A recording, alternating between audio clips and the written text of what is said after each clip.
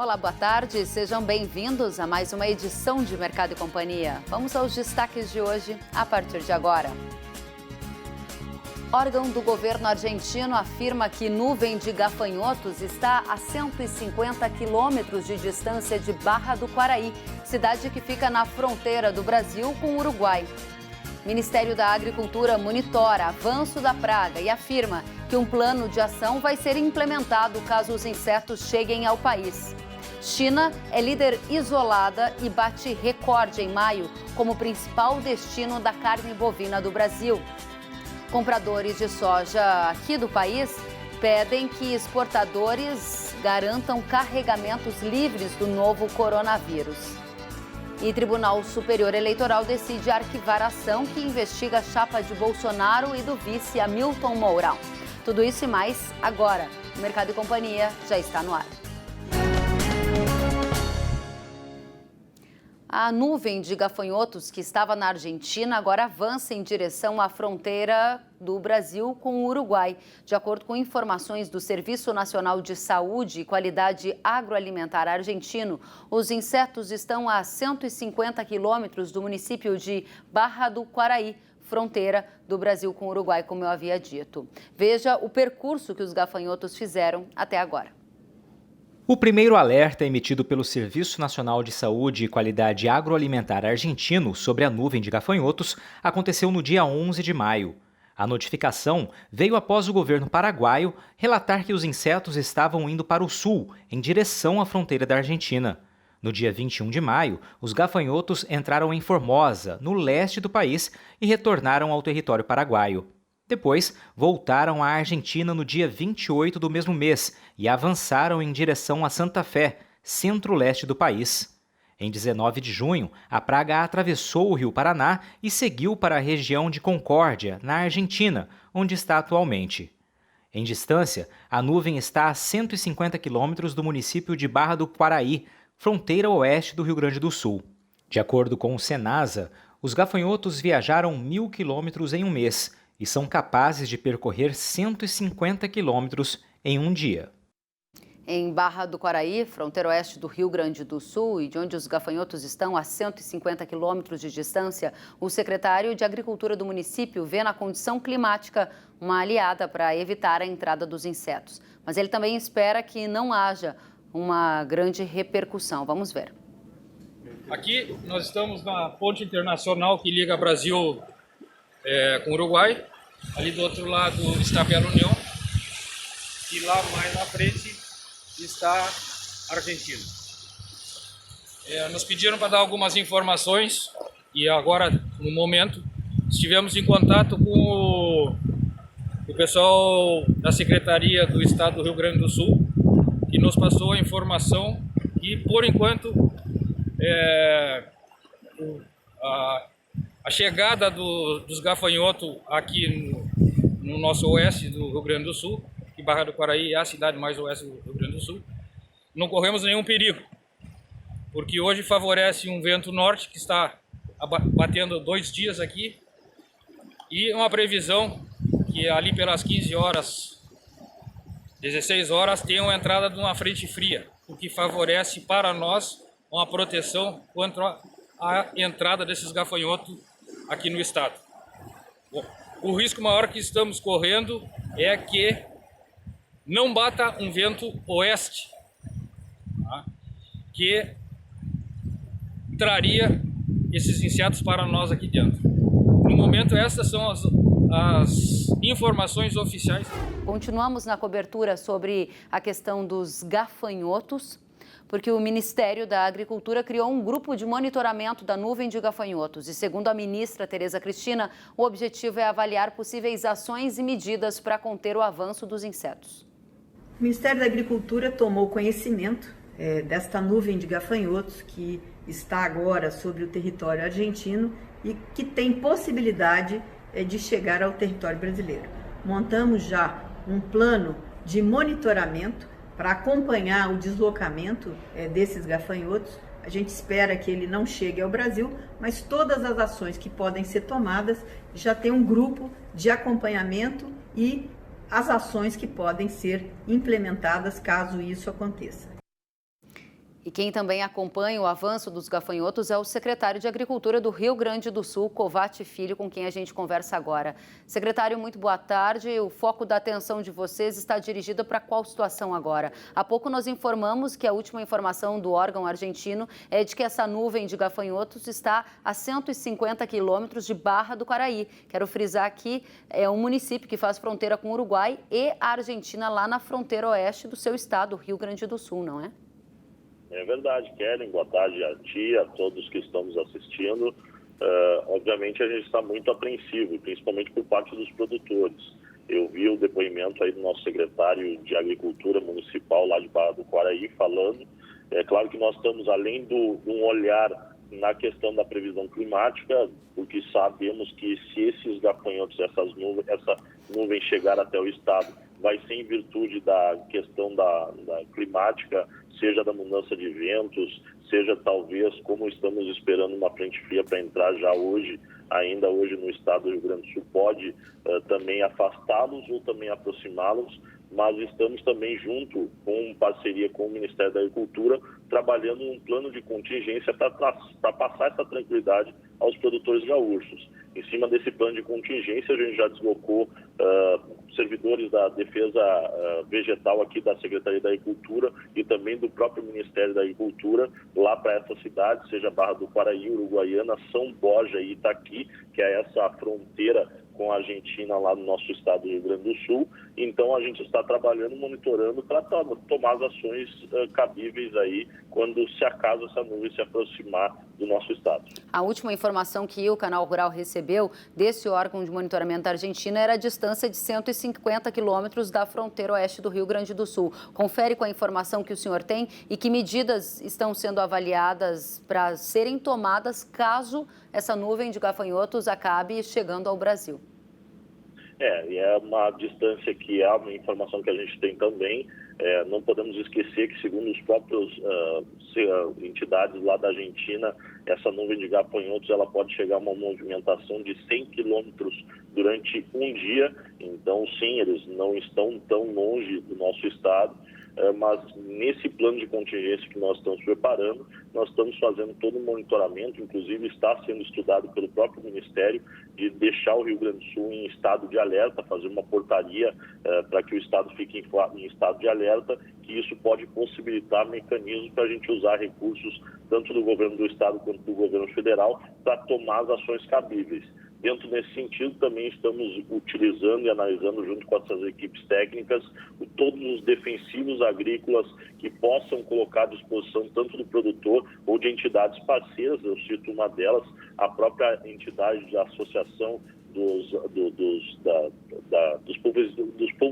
pulverizadores agrícolas aéreos, aí, os aviões agrícolas, que possam também já colocar à disposição a oportunidade de também intervir, se acaso achar necessário, e também os nossos servidores. Então, nós estamos trabalhando todo esse plano de contingência para que, desde até um levantamento de mercado interno, do que nós temos disponível de defensivos agrícolas, ou até alguns outros defensivos que possam ser usados, isso está sendo analisado pelo Ministério, a gente está fazendo junto em parceria com o próprio Ministério da Agricultura. Os produtores rurais da fronteira oeste do Rio Grande do Sul que nos assistem e que estão preocupados com essa situação da eventual chegada da nuvem de gafanhotos nesta região, devem tomar que ação neste momento para que, se essa eventualidade acontecer, eles já estejam preparados para iniciar com ações de contenção. Qual é a ação que esses produtores devem fazer?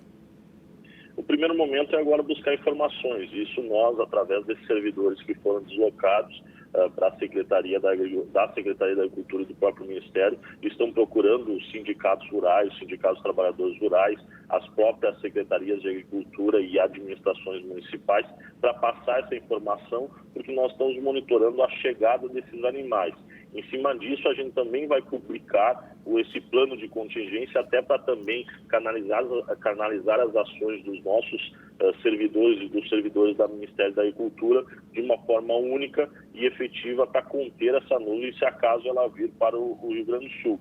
É bom canalizar e sempre esclarecer aqueles produtores que estão nos assistindo que hoje, por causa dessa frente fria que está vindo ao Rio Grande do Sul, esses animais têm uma chance de vir, claro que tem, mas a gente está dependendo dessa situação climática que pode afastá-los do Rio Grande do Sul. E, em virtude das condições climáticas, que é umidade e frio, se acaso essa nuvem chegar aqui no estado do Rio Grande do Sul, o prejuízo nesse clima ele pode ser amenizado. Mas nós estamos fazendo levantamento, obviamente o Rio Grande do Sul está passando por uma seca que tantas vezes a gente já conversou com o Canal Rural, e desses prejuízos. Agora estamos numa entre-safra, com um plantio um pouco avançado da cultura do trigo aqui do nosso estado, do pasto. Então essa nuvem pode atingir em cheio essas culturas aí, principalmente a safra de inverno no nosso estado. Por isso que nós estamos tomando todas as medidas cabíveis para fazer a contingência se acaso essa nuvem chegar aqui no Rio Grande do Sul.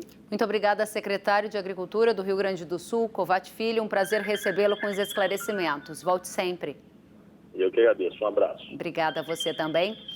E quero aqui reforçar, no início dessa edição nós dissemos que Barra do Quaraí ficava na fronteira com o Uruguai. Sim, fica na fronteira com o Uruguai e também com a Argentina, esse município da fronteira oeste, lá do Rio Grande do Sul.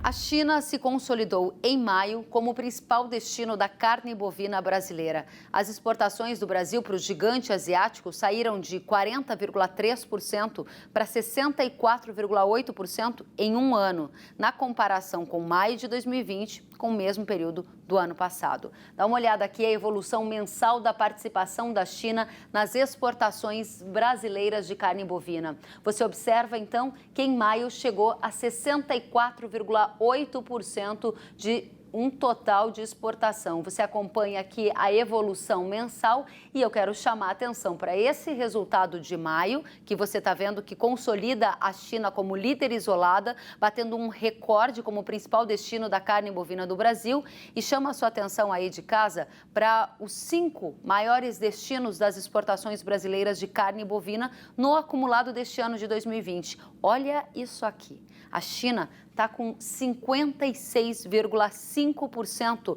da participação, 56,47% da participação nas exportações brasileiras de carne bovina. Chama a sua atenção para algo que é muito interessante. Olha o segundo lugar. A gente tem a China e, na sequência, o segundo lugar com o Egito, com 5,4%, e aqui 5,36%. E a gente observa que há uma grande diferença do primeiro colocado para o segundo. Enquanto a China tem mais de 50% nas participações das exportações brasileiras de carne bovina no acumulado de 2020, o segundo colocado, o Egito, tem um pouco mais de 5%.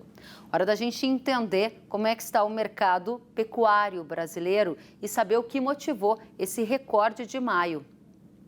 Para explicar tudo isso e mais, o pesquisador do CPEA, Tiago Bernardino, já está conosco. Seja bem-vindo, Tiago. O que aconteceu no mês de maio que levou a China a se consolidar como líder isolada na compra da carne bovina do Brasil? Boa tarde, Kellen, amigos do Canal Rural. Números expressivos, como você bem destacou, né? E esse movimento ocorre por alguns fatores, entre eles, evidentemente, uma aproximação da China cada vez mais do Brasil e do mercado agro brasileiro, vindo já desde o final de 2017, isso é importante pontuar, mas se consolidando no final do ano passado e esse ano.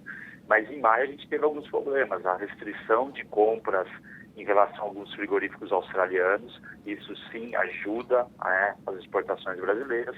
O câmbio aqui no Brasil também em relação ao dólar desvalorizado, isso deixa a nossa carne mais competitiva e eventualmente também esse problema de pandemia. Isso faz com que a China, com receio de problemas na venda de importação, façam compras maiores. Mas então é um conjunto de detalhes aí para a gente entender esse movimento, mas principalmente a probabilidade de o Brasil ofertar mais carne, sim, em relação aos outros países do mundo. Tá? Você está dizendo que a China, então, se consolida em maio como o principal destino da carne bovina do Brasil, e aí a gente quer saber se há uma tendência do junho superar maio. O que você está observando, Tiago? As exportações vêm firmes, já ultrapassaram a barreira das 100 mil toneladas. Mantendo esse ritmo, a gente pode chegar a ultrapassar 150 mil, chegar a 160 mil toneladas. É um número expressivo que vai depender exatamente dessa semana. Agora, a gente tem que sempre lembrar que eu tenho movimentos em alta, de compras, eu faço estoque. Então, a negociação vem por cima, seja China, seja Egito, o que seja, né? Então, a gente vai ter que observar como que vai se comportar a China nas próximas semanas, próximos meses. Mas, sim, as exportações vêm fortes em relação a maio. Só para deixar claro, então, qual foi o volume em toneladas que o Brasil exportou para a China em maio e qual é a previsão que você tem para junho? Olha, em maio a gente exportou para a China algo em torno de 84 mil toneladas, Hong Kong também, considerando a China, algo em torno de 34 mil toneladas, né? Isso representou esses 65% que você mencionou, 64,8%, de um total de 182 mil toneladas. A gente está com uma previsão que mantendo, né, essa perspectiva de venda de carne bovina in natura, ainda sendo industrializada, ultrapasse 150 mil toneladas. Somado e industrializado, a gente pode chegar assim nesses 182 mil, que seja, mas realmente está firme, né? A China vai depender, provavelmente ela se torne aí, continue o maior comprador, como foi em maio, como foi em abril. Tá? Muito Mas interessante. provavelmente nesse patamar de compra ainda. Agora, à medida que a gente observa o apetite chinês, trazendo esses patamares recordes que a gente acabou de colocar aqui na sua entrevista, você projeta um junho ainda firme e aí nos chama a atenção aquele segundo gráfico. Eu vou pedir para a nossa produção até colocar no ar, se for possível, que é aquele gráfico que fatiou e mostrou para a gente quem são os 5 principais clientes da carne bovina na exportação. Comenta para a gente essa situação, por favor, Thiago. Olha, se eu for falar em termos econômicos, qualquer pessoa que me esteja ouvindo em negócio sabe que depender de um fornecedor ou depender de um comprador é arriscado, tá? Mas evidentemente que todo esse cenário que a gente está vivendo, basicamente há 5 anos de crises internas, agora uma crise externa, crise de saúde pública, é muito interessante eu ter um parceiro forte que precisa da nossa carne. Se eu perguntar para todos da cadeia, todos praticamente, em sua maioria, vão estar otimistas, tanto de carne bovina, suína, frango, grãos, como a soja. E isso é importante em momentos assim, mas a gente tem que abrir o olho, porque realmente qualquer problema que eu tiver, realmente isso volta para trás. Então, a importância de eu ter realmente mais países comprando consistentemente do Brasil. Pontualmente, perfeito. É importante a China com o parceiro enxugando o preço e dando sustentabilidade, principalmente para o setor produtivo. Agora, a gente tem que ficar atento, porque depois não vale chorar o leite derramado nessa questão. A gente está falando de comércio, né, entre duas partes, entre dois países. O que significa ficar atento na sua avaliação? A gente viu, então agora uma grande concentração da China no mercado da pecuária brasileira, liderando aí as compras do nosso produto, e você disse que precisamos ficar atentos. O que pode estragar essa relação e impactar, por exemplo, o preço pago pela arroba do boi aqui no mercado brasileiro? Acho que são alguns fatores. O primeiro, do lado positivo, é o que o Ministério vem fazendo, buscando abrir novos mercados. Tailândia, Singapura, Indonésia, consolidar outros mercados. Isso a gente tem que ficar atento, sim. Agora, pensando da China, a gente tem que lembrar que realmente a China ela vai ficar mais atenta como a gente está produzindo interno na indústria, a questão da contaminação por Covid. Isso vai exigir, sim, cada vez mais uma clareza que vem sendo feito pelo Ministério, pelas indústrias, pelos produtores. Isso sim. E exatamente na questão de valorização do preço, porque o preço que sobe aqui, por mais que o nosso câmbio esteja desvalorizado, também sobe no mercado internacional. E isso aconteceu no final do ano passado, houve renegociação de valores no começo de ano, quando a arroba oscila. Não estou dizendo que vai oscilar, mas é para a gente ficar realmente atento, porque mais preços aqui significa realmente valorização no mercado chinês. Mas que eles precisam da nossa carne, eles vão continuar precisando. Então, é ficar atento a esses movimentos, tá? Muito bem. Checagem e também a questão de preço. A gente está com o tempo encerrado, mas claramente o que você está dizendo é que a participação da China no mercado da pecuária do Brasil sinaliza para uma mudança de patamar no preço pago pela arroba do boi? Isso, a China realmente, ela precisa da carne e ela consegue sim pagar assim, esse preço de patamar acima do boi. Então, realmente está sendo muito bom e muito importante, como eu disse, para os pecuaristas. Agora, a gente vai ver como que eles vão se comportar nos próximos meses. Thiago Bernardino, muito obrigada pela sua presença. Agradeço ao CPEA, a você. Volte sempre, é muito bem-vindo. Agradeço, Kellen. Um abraço a todos. É sempre um prazer contribuir. Até a próxima. Sentiu falta de algum conteúdo? Acesse canalrural.com.br.